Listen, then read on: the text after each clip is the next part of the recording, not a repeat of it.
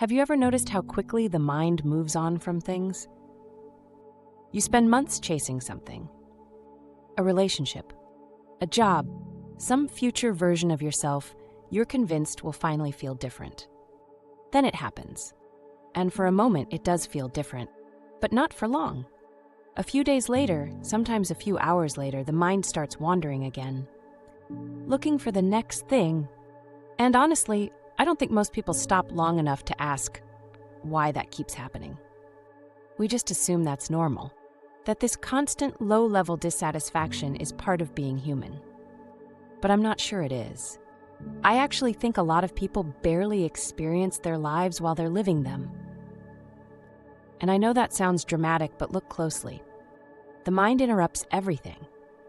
Before you've even fully felt an experience, your brain is already talking over it, judging it, comparing it, turning it into a story.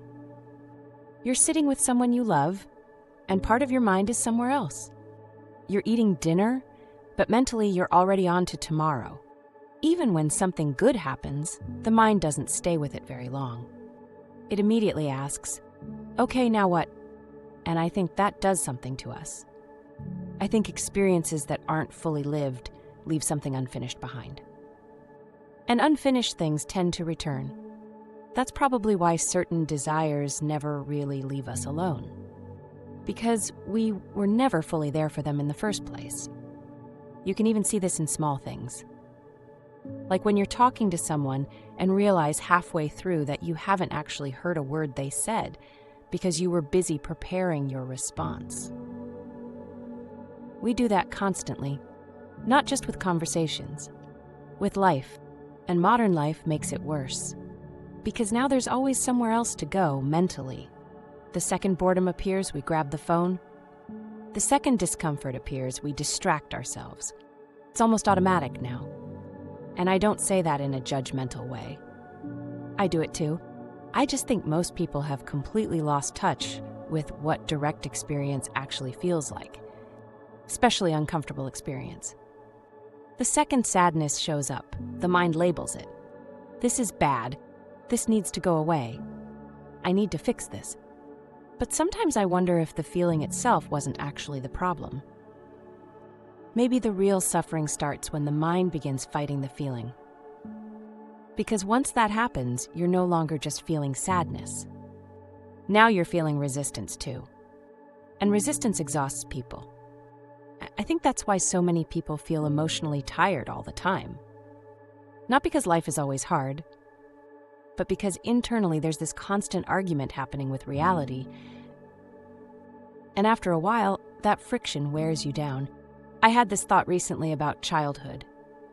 I remembered being outside with friends, throwing rocks at a tree trying to knock down raw mangoes. And when we finally got one open, it was ridiculously sour. Honestly, almost unbearable. But we loved it.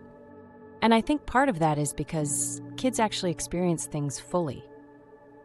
They're not standing outside the moment, analyzing it while it's happening. They're inside it, completely inside it. Somewhere along the way, most people lose that. Now everything gets filtered through self-awareness and mental commentary. Even pleasure gets interrupted.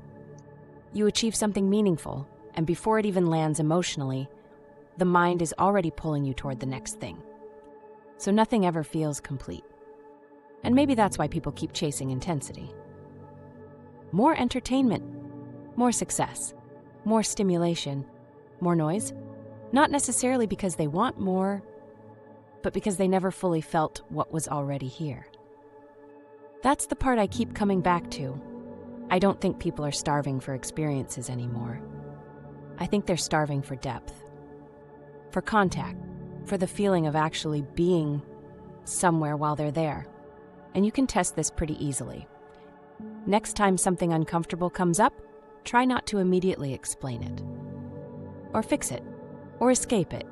Just pause for a second and feel what's physically happening in your body before the mind turns it into a story. Because that changes the experience completely. And weirdly, when you stop resisting emotions so aggressively, they move differently. They pass through faster. Not always immediately, not magically, but more honestly, because now the experience is actually being felt instead of mentally managed every second. And maybe that's what people are really looking for underneath all this self-improvement and constant optimization. Not happiness all the time, not some perfectly peaceful life, just the ability to be here without constantly needing reality to feel different than it does.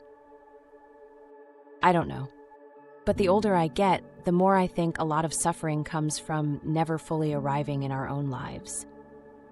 And maybe that's why so many people feel restless all the time. Because attention keeps leaving the moment before the moment has even had a chance to reach them. So this week, maybe just notice that. Notice what your mind rushes away from. Notice what it interrupts. Notice how quickly it tries to turn every feeling into a problem to solve. You might realize some experiences were never actually unbearable, just unfamiliar. Thanks for listening. And until next time, pay attention to what your mind keeps trying to run from.